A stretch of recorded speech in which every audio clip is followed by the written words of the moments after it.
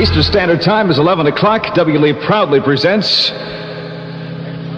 Richmond Revisited.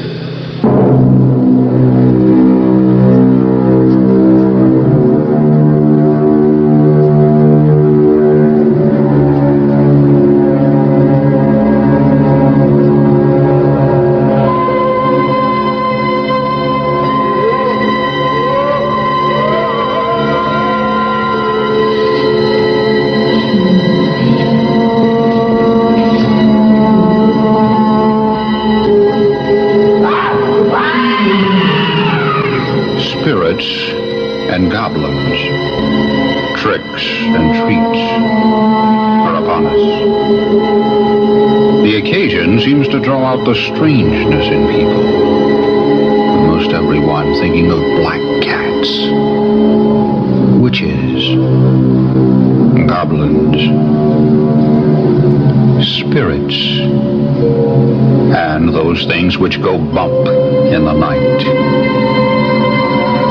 Our theme is the supernatural, the spirit world. Oh, those tales that we shall relate during the course of our program. Wasn't always this eerie in the latter part of October, though.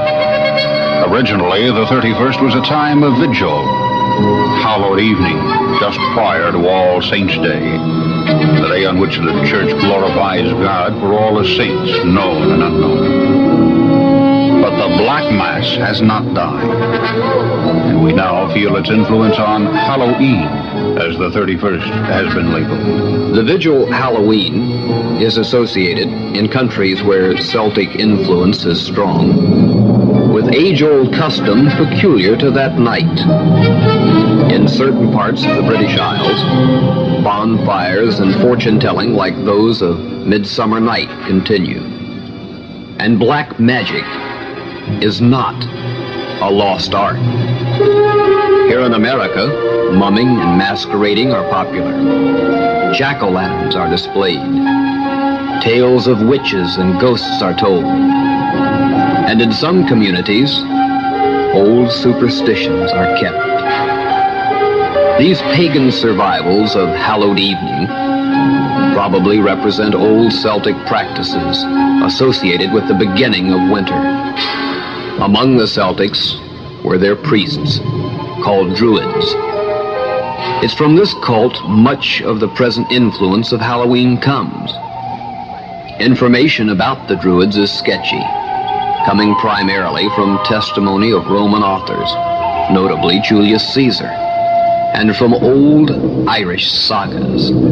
The Druids were highly ritualistic, apparently centering around the worship of nature, ancient nature deities. They believed in the immortal soul, apparently, for we do know they felt man's spirit departed at death into another, not earthly body. The religious ceremonies were performed chiefly in tree groves, with oak and mistletoe held sacred. They performed human sacrifices and practiced divination and other forms of magic. It is perhaps through divination that we get the mysterious, the eeriness which has come to be connected with Halloween.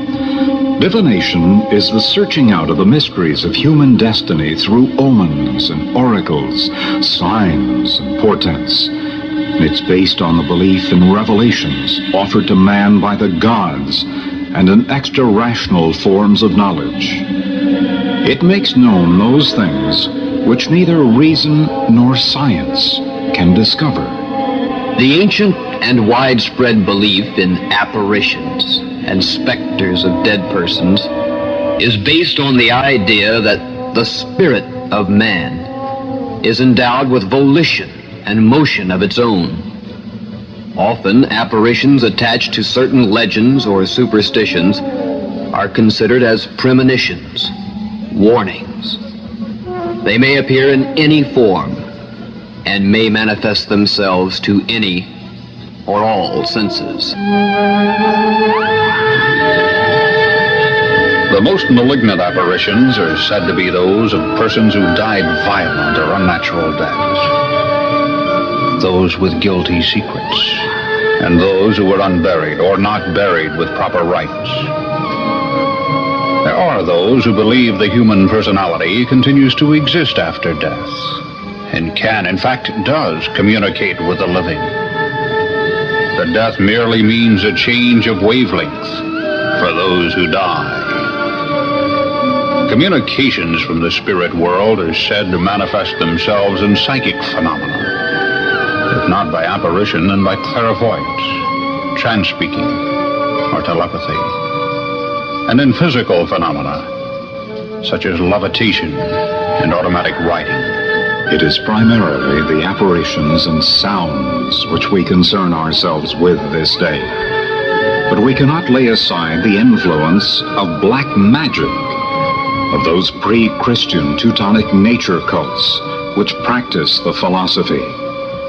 The histories of Europe and early America are torn with its effects. Those who believe in the power of good and the power of evil within the universe. That all commended in the Bible be evil, and conversely, all that be condemned would in reality be good. Understandably, the Church was particularly hostile to the witchcraft and banned the pagan practices. However, its attitude resulted in the spread of witch lore and in an explosion of fear, of mass hysteria and civil chaos. Can any of us forget the persecution of supposed witches from the 14th through the 18th centuries?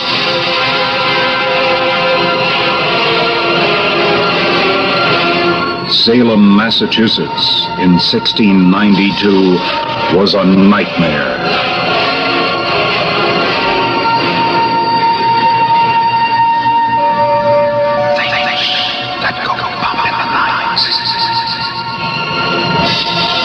Do they really exist? Apparitions and spirits, are they real or unreal? Some have valid reasons for believing. Others decline to accept them. Yet in histories of every civilization, there are explicit accounts of unexplained events. And what more fitting time to discuss some of these unusual happenings in and around Richmond than now. Our search has taken us from librarian to historian, from realtor to homeowner, and the accounts we offer are offered with no claims attached. Fact or fantasy? We just thought you'd like to know.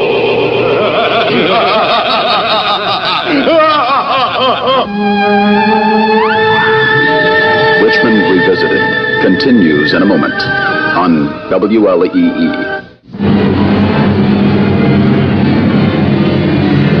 Commuters from the west end of Richmond who use Monument Avenue hardly notice the home shielded by trees and shrubs, located on one of the rises. It appears very normal, very quiet, not at all looking its age from a distance. But that's where normalcy ends. It was built around 1800. Originally, the home was manor house for a large 200-acre estate, a true plantation. One day, not too many years ago, an old man drove up to the house in a horse and buggy, and he asked the owner if he'd found the 19 bodies buried under the basement floor. Interesting. No one had told the owner about people buried in his cellar.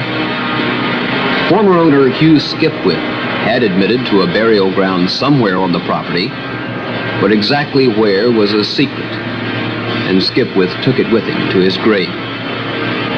The only advice Skipwith had given the owner was when he saw him attempting to dig through the concrete basement floor. I wouldn't do that if I were you. I put 18 inches of reinforced concrete there, said Skipwith. Don't exert yourself for nothing. To this date, the concrete hasn't been penetrated. The owner gave up. At the time, he dug through 10 inches of the concrete. Why no more curiosity?